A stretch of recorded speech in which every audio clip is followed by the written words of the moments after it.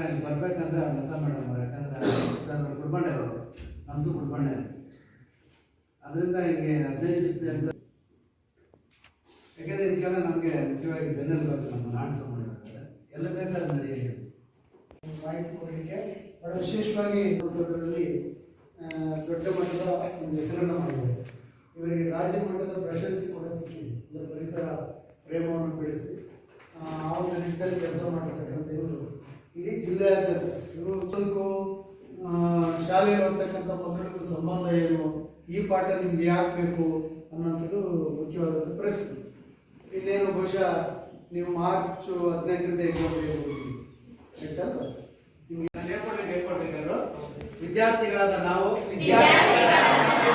ಇನ್ನು ಮುಂದೆ ನಮ್ಮ ಮನೆ ತೋಟ ಹೊಲಗಳಲ್ಲಿ ಗಿಡಗಳನ್ನು ನೆಟ್ಟು ಪೋಷಣೆ ಮಾಡುತ್ತೇವೆ, ಪರಿಸರ ಉಳಿಯುತ್ತೇವೆ, ನಾವು ಜವಾಬ್ದಾರಿಯಾಗಿದ್ದೇವೆ. ಇದು ಸತ್ಯ. ಜೈ ಹಿಂದ್.